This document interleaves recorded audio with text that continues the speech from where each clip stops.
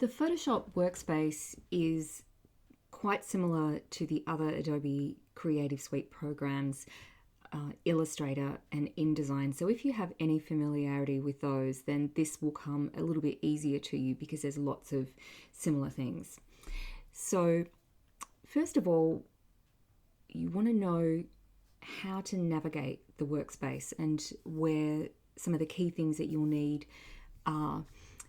On the left over here in a floating dock, I have all of my tools, which I'll go through in a little while so that they are under here. You'll notice if you hover over them and wait, it'll tell you what that tool is and even a little bit about how it works. You'll notice a small triangle on the lower corner of most of the tools, which means that if you click and hold on those, it'll actually tell you that there's other tools underneath there. It's kind of like a nest of tools. So that can be very useful. There's actually lots of hidden tools under there that you'll need. Up along the top of the window, we have the menu, and any one of those has a drop-down list of sub tools and things that you'll need. So that's somewhere that you can find many of the things that you're looking for. Over on the right here, I have some panels that are floating free at the moment. If I hover them, oh, actually, I'll need a document open. I just realized to be able to attach those. So speaking of that, let's start off by opening a new document. So the shortcut is Command or Control N, depending if you're working on a Mac or a PC, or you can go up to the menu, go to File, drop down, New.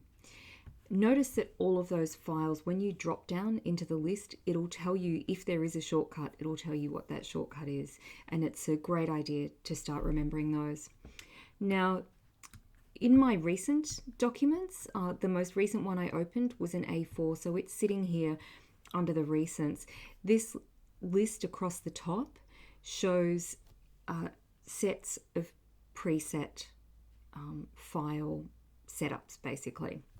The one that I use mostly is the print, and if you're going to be putting out a standard print format, such as A4 or A3, this is where you'll find it.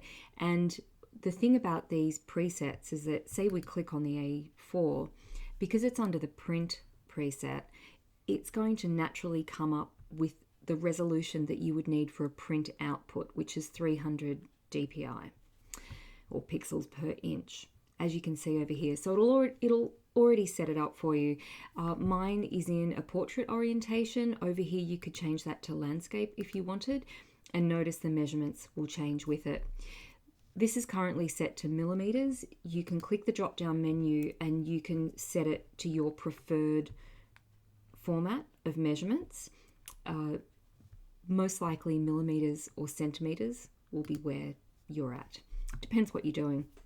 The color mode here is set to RGB color.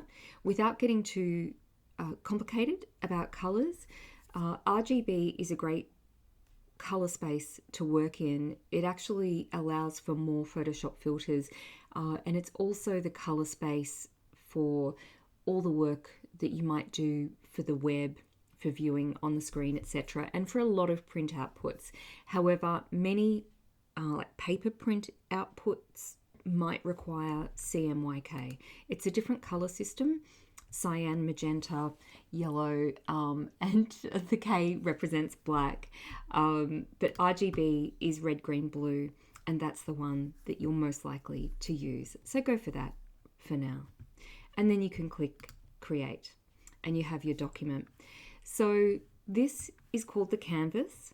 So that's what you want to keep referring to this as opposed to in Illustrator where you might refer to this section as the artboard. This is what we call the canvas.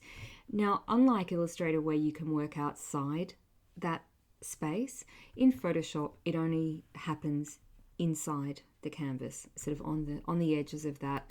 You can right click in the space outside the canvas and you can change the color of what's around it. you can select a custom color, or you can select from these presets, depending on what you find visually pleasing. So you can think of that aspect. Now, these panels up here, I can dock those together there, and then they can just be on tabs. Sometimes if you've got a lot of things open, it can be good to group those together, or you can simply click on that tab and move it apart.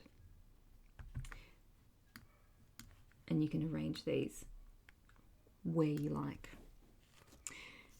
So let's look at some of these tools. The Move tool, and it's showing you here that the shortcut on the keyboard is V. Try to learn those shortcuts and use those rather than having to sort of go over to the tool dock and click on that every time. It's going to make working much smoother and easier, so you might as well try to get used to them from the outset. So you use the Move tool when moving things around, naturally enough. I'm going to open a file